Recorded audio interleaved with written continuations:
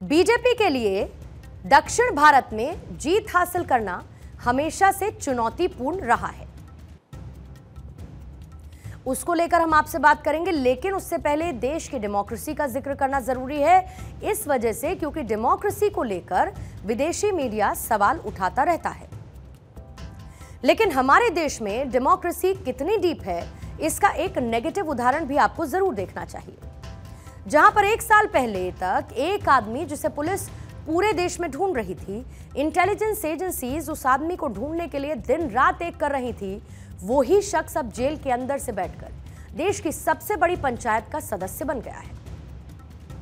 अब आप जरा ये सोचिए कि जिस शख्स को उसके समर्थकों को पुलिस आज से ठीक एक साल पहले मार्च के महीने में दिन रात ढूंढ रही थी, वो ही शख्स आज संसद का सदस्य बना है और वो कानून बनाने वाले लोगों में शामिल रहेगा।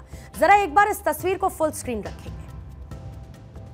इस तस्वीर को फुल स्क्रीन रखने की वजह यह है कि इस चेहरे को आप जरा ध्यान से देखिएगा।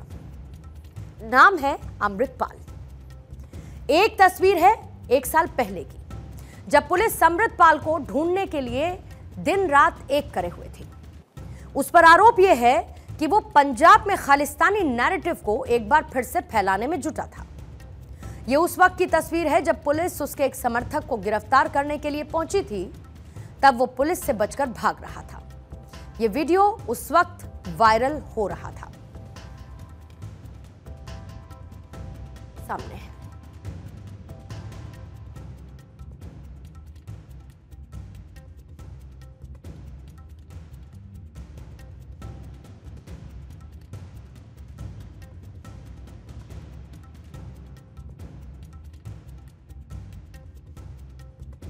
दोनों तस्वीरें इस वक्त आपके सामने हैं। अब आप ये सोचिए कि यही अमृतपाल अब है संसद का सदस्य। अमृतपाल पंजाब के वारिस पंजाब दे संगठन का प्रमुख है और एक खालिस्तानी नेता है। इसने असम के डिब्रूगढ़ जेल में रहते हुए पंजाब की खडूर साहिब सीट से चुनाव लड़ा और न सिर्फ लड़ा बल्कि जीत भी हासिल की।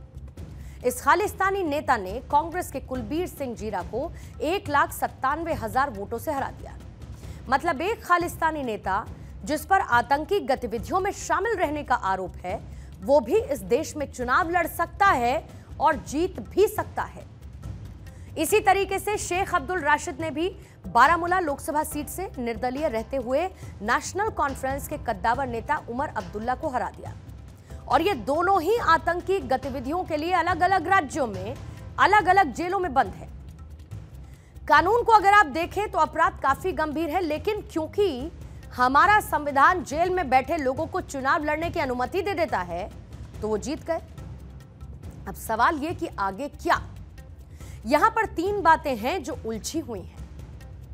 पहली, क्या ये लोग शपथ ले सकेंगे? दूसरी, क्या इसके लिए उन्हें जेल से छोड़ा जाएगा, या फिर क्या कैद में रहते हुए भी वो सरकार चलाएंगे? रिप्रेजेंटेशन ऑफ पीपल एक्ट 1951 के मुताबिक 18 साल की उम्र का सही दिमागी सेहत वाला कोई भी भारतीय चुनाव प्रोसेस का हिस्सा बन सकता है। जेल या फिर लीगल कस्टडी में रहते हुए कैदी भी इसी श्रेणी में आते हैं, जबकि आरोप साबित ना हुए हो, ये वो कंडीशन है। इंजीनियर राशिद और अमृतपाल सिंह को इसीलिए चुनाव लड़ने की छूट मिली है।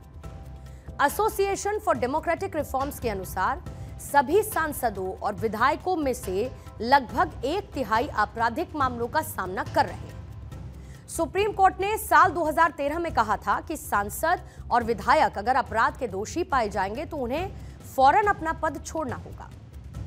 इस फैसले ने रिप्रेजेंटेशन ऑफ पीपल एक्ट की धारा 8 सब सर्कल 4 को एक तरीके से रद्द कर दिया, जो कि दोषी सांसदों को अपनी सजा के खिलाफ अपील करने के लिए 3 महीने का समय देती थी।